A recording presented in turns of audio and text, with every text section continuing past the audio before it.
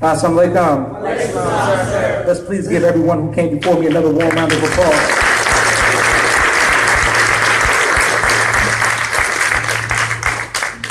In the name of Allah, the Beneficent, the Merciful, I bear witness there is no God but Allah, and I further bear witness that Muhammad is his messenger.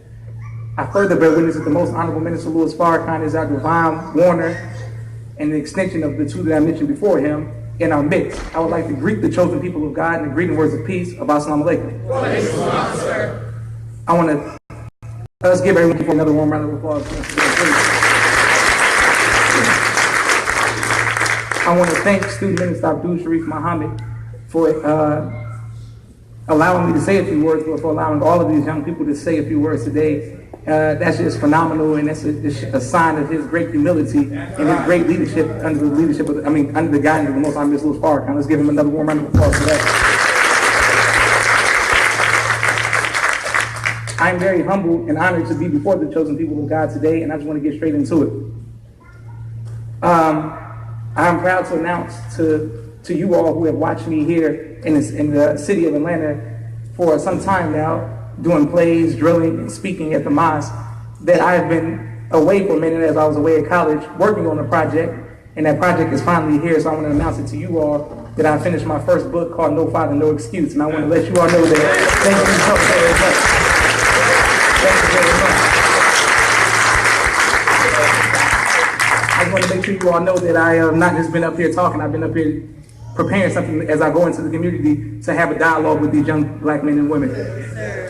I want to deal with the statistics that I've been, first let me quote the scripture. In Exodus, it deals with Pharaoh saying he would like to kill the male babies and spare the female children.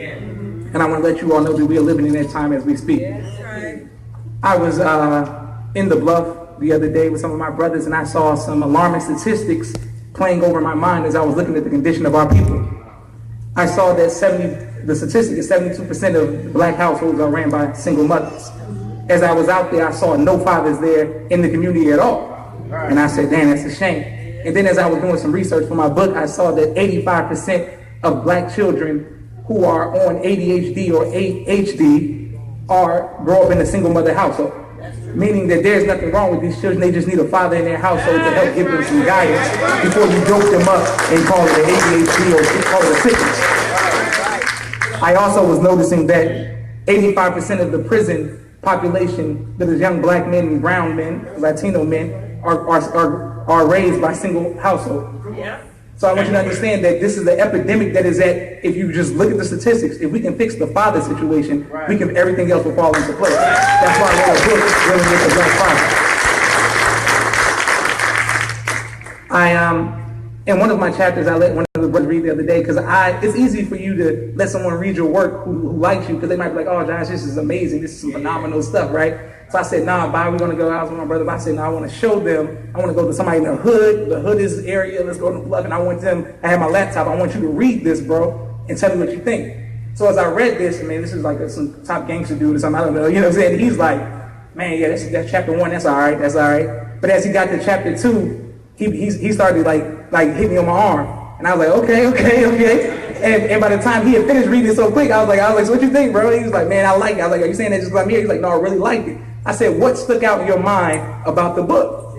He said, chapter 2, bro. He's like, chapter 2, you had it. He's like, after chapter 2, I was through. He was like, I bought into it. I want to order it online and all that. I said, well, what is chapter 2 about? And chapter 2 is called An Imaginary Dad. So I just want to explain what imaginary dad is to you all. So an imaginary dad is basically, it's a coping mechanism for young black men and black women who look at television and they don't have, if your biological father is not in your life or active in your life, you look at another person on TV and imagine that that's your father.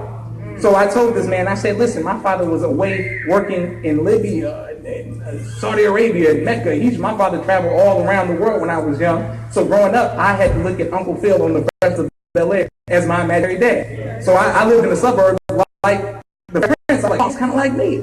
I got Uncle Phil. So then I heard J. Cole say on one of his songs, he said, rest in peace, Uncle Phil. The only father I ever knew. So I used that in the book. I was like, that's some stuff. I said, well, who was your imaginary dad, brother? He said, for me, it was Heathcliff Huxtable on the Cosby Show. He said, this helped me get through life, bro. He said, even though he's in a loving hood, you would never expect him to watch The Cosby Show. I thought he was going to say, like, Lucius Lyon or something, like some gangster, like Tony Soprano or something. He said, Heathcliff Huxtable was dad I always wanted in my life for my since I was 2 years old. Yes. But he used a coping mechanism of having an imaginary dad, but he didn't know what that's called. So I said, yes, sir, that's good. I said, well, what happens after the imaginary dad takes place? We have to have a real father. Yeah. And I told him, I said, well, you know where you can meet a real father at? I said, in the Nation of Islam. Right. I said, the Most Louis Farrakhan introduced the entire world of this our generation, the Most Muhammad is first, to a real father who is God. Right. I said, we are walking around here, so many of us, I don't know my dad, I don't have a bad connection. But we only understood that God was our father. Right. And when there was no father in place, biologically or physically there, God was with us the whole time. Right. I want you all to understand that. All praise to Allah.